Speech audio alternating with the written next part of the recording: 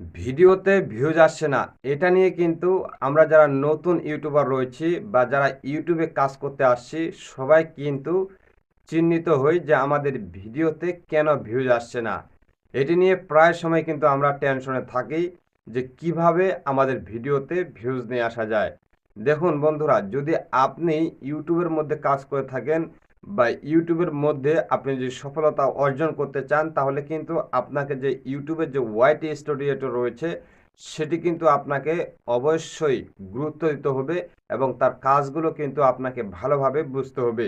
আমরা অনেকে রয়েছি যে ইউটিউবের মধ্যে কাজ করতে এসে সঠিকভাবে আমরা ওয়াইটি স্টুডিও ব্যবহার না করার ফলে কিন্তু আমাদের ভিডিওগুলো ইউটিউব নিজেও বুঝতে পারে না যে কাদের কাছে সাজেস্ট করবে বা কাদের সামনে এই ভিডিওগুলো পৌঁছাবে, ফলে কিন্তু আমরা কাঙ্ক্ষিত ভিউজটি পাচ্ছি না। আসসালামু আলাইকুম এভরিওয়ান, আশা করি আপনারা সবাই ভালো আছেন। আজকের ভিডিওটা বিশেষ করে যারা নতুন ইউটিউবের মধ্যে কাজ করছেন বা ইউটিউবের মধ্যে কাজ করতে চান তাদেরকে কিন্তু মাস্ট বি জানা লাগবে। ভিডিওটি খুবই গুরুত্বপূর্ণ, ভিডিওটি না টেনে সম্পূর্ণ ভিডিওটি দেখার অনুরোধ রইল। এবং চ্যানেলটি যদি এখনও আপনি সাবস্ক্রাইব না করে থাকেন তাহলে অবশ্যই চ্যানেলটি সাবস্ক্রাইব করে দিবেন। যা ফেসবুক পেজ থেকে ভিডিওটি দেখছেন অবশ্যই পেজটি ফলো করে দিবেন। দেখুন, বর্তমান সময় ইউটিউবের মধ্যে যদি আপনি সফল হতে চান তাহলে কিন্তু ওয়াইটি স্টুডিওর সেটিংসগুলো কিন্তু আপনাকে বুঝতে হবে। তার মধ্যে অন্যতম একটি সেটিংস কিন্তু আমি আপনাদেরকে আজকের এই ভিডিওতে দেখানোর চেষ্টা করব, কিভাবে আপনার ভিডিওগুলো কাদের কাছে পৌঁছাতে পারেন বা কাদের কাছে আপনার এই ভিডিওগুলো যাওয়ার যোগ্য। ওয়াইটি স্টুডিওতে যদি আপনি কোনো ম্যানুয়ালি না করে দেন তাহলে আপনার ভিডিওটা কখনোই ইউটিউব সাজেস্ট করবে না।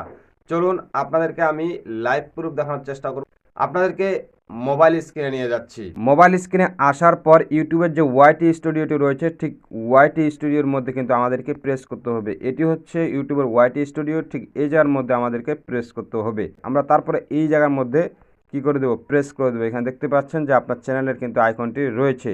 তো এই আইকনের মধ্যে আমরা প্রেস করে দিলাম। প্রেস করে দেওয়ার পর আপনার সামনে এরকম একটি ইন্টারফেস চলে আসবে। ইন্টারফেসটি আসার পর এখানে দেখতে পাচ্ছেন যে সেটিংস নামে কিন্তু একটি অপশন রয়েছে। এই সেটিংসের মধ্যে কিন্তু আমরা প্রেস করে দেব।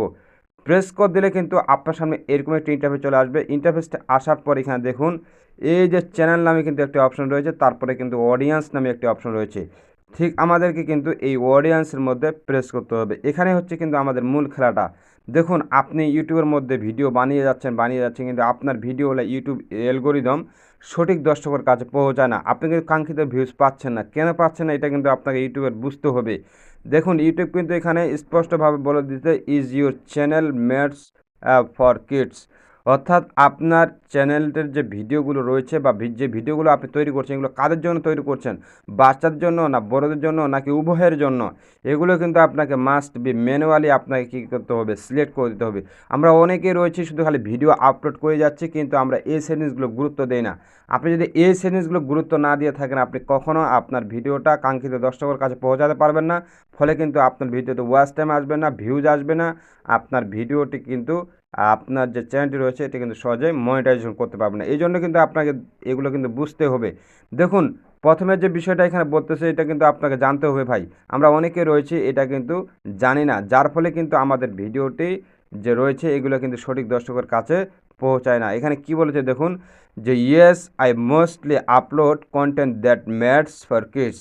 অবশ্যই যদি আপনার যে ভিডিওগুলো রয়েছে এটি যদি বাচ্চার জন্য হয় তাহলে এটি আপনাকে কিন্তু সিলেক্ট করতে হবে। এখন দেখা যাচ্ছে আপনার ভিডিওগুলো কিন্তু বাচ্চার জন্য নয়। আপনার ভিডিওগুলো কোনগুলো বাচ্চার জন্য হতে পারে, যেমন আমরা অনেকে রয়েছি যে কার্টুন ভিডিও বানিয়ে থাকি। অনেকে রয়েছে যে ছোটো বাচ্চাদেরকে হাসানোর জন্য যে ভিডিওগুলো সেই ভিডিওগুলো কিন্তু বানিয়ে থাকে। সেই ভিডিওগুলোর জন্য আপনাকে পারফেক্টলি এটি সিলেক্ট করতেই হবে।